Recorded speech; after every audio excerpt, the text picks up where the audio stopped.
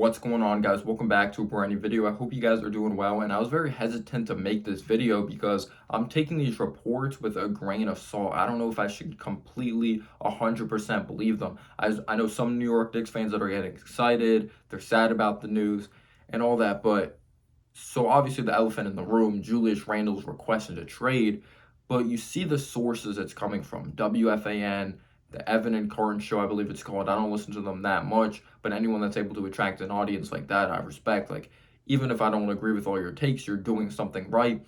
And Carton said something along these lines of Julius Randle's not happy. He's requesting a trade, but then he also said the source isn't confirmed or it's not confirmed. So that's kind of fishy there. And then you see Mark Berman write an article. He put it out on Twitter, got a lot of clicks, got a lot of likes. We know Mark Berman's kind of fishy as a reporter, even though he is someone that's there during those press conferences and he sees what goes on with the Knicks. When it comes to those press conferences, I'm not sure.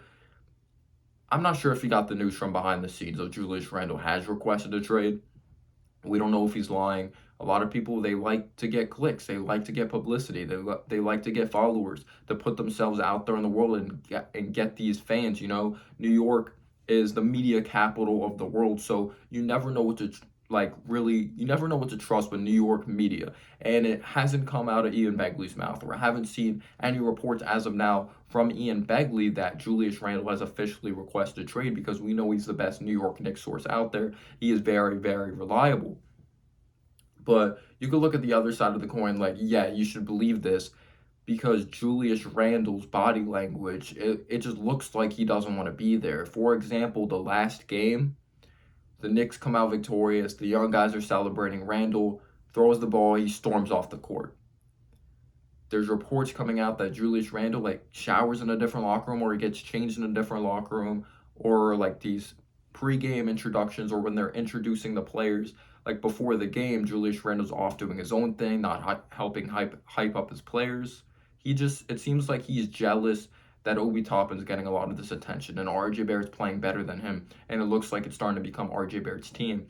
And I do believe Julius Randle is a talented basketball player, but he just doesn't have it up here. He doesn't have high basketball IQ. He thrived in open gyms because I feel like that because no one was really capable of getting to him besides players he was playing up against.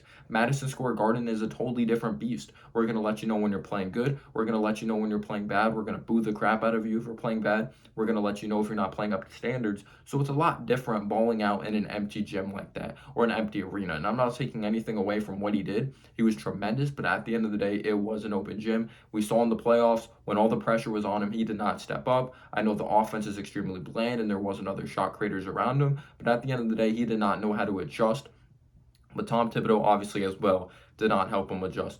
But it just seems like there's no one in this New York Knicks organization that has tried to hold him accountable. And if there is someone out there, they're not doing their job at all. But we saw him like slam one of the coach's laptops, the assistant coach's laptop. It just seems like he doesn't like to be held accountable. It seems like he never thinks he's doing anything wrong. Misses a layup, misses a shot. It could be great defense, complaints to the refs. He lets people get to him so freaking easy.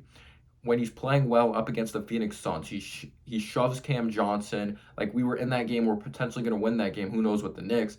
But he just hurts the overall momentum of the team with these technicals. I believe it was the Grizzlies game. Correct me down below in the comment section if I'm wrong. Like, he was just going into their huddle for no reason. It just looks like he always likes to create shit. Just starting an argument at the end of games. Like, his attitude, his body language, not passing to someone when they're open. You could say that's just him not having great basketball IQ, but then you can also say, is he just ignoring them? Like, does he just not have a great relationship with these players at all? And I really think it's jealousy of Obi and RJ Barrett. He's someone that likes to start him on him. And it's going to be very hard to trade Julius Randle. We would probably have to give up a first round draft pick to even get Randle away from this organization, because I know some people that would just trade Julius Randle for anything at this point. Obviously, we would have to take on another pretty big contract, but you're not just getting Julius Randle, the basketball player. You're getting Julius Randle, the person who's had a terrible attitude. And I'm hoping for the best for Julius Randle. He's not treated the situation well, but at the end of the day, he is a human being, and I think he should go to a smaller market with less pressure on him. He has just shown he cannot step up in big moments. He's like one of the biggest choke artists I've ever seen. But if there's something going on at his house or there's something going on mentally besides basketball, he definitely does need some help. Like this is starting to become not a laughing matter. It is just ridiculous how how he can go from the guy who's a reason the Knicks culture was amazing last year to like the culture's not so great because the main guy Julius Randle has had a terrible attitude and he's been selfish. But if those reports are true that he's just off doing his own thing, he's not communicating with the players, or just seems like the relationship isn't there when it seemed like there was a great relationship last year. Like I just don't know what to say. Like that's extremely selfish. He has to be a better professional. He has to accept his failures. He has to go to the coaching staff and say I have to do better. But can you help me? Can you put me in the position? Like can you help me by putting me in a better position to be successful? And what role would he accept a lower tier role with another team? He's gonna have to. But the thing I'm afraid of is that Randall's gonna stick to last year when someone's like, we're gonna need you to play off the ball, we're gonna need you to do less ISOs, we're gonna need you to be in a situation, or we're gonna have to put you in this position that you're doing less thinking and you're just doing more because I feel like that's where Julius Randle thrives, cutting, moving without the basketball. But Randall will be like, no, I did those fadeaways. Like I was hitting threes like crazy. I was the most improved player. I was eighth in MVP voting.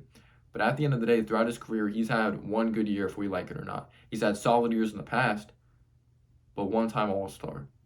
His feel for the game is not great. He's not a smart player. He's talented, but he just doesn't have it up here. He just doesn't. And who would want to take on a selfish basketball player? Who really would?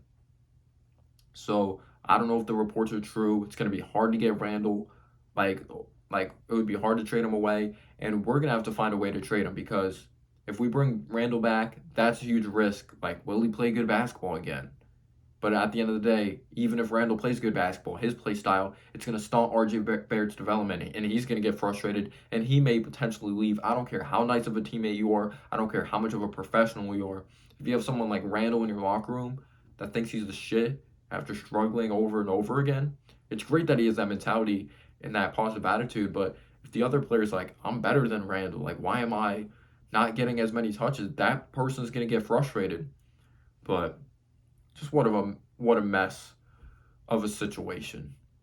It just it's just crazy, man. But I hope Randall the best of luck.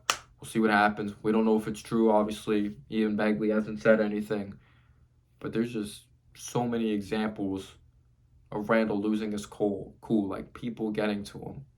Like at the end of the day, you have to think it's just basketball. It's competitive spirits, it's competitive energy. Like you don't always have to take everything so personal. But let me know down below your thoughts and peace out, y'all.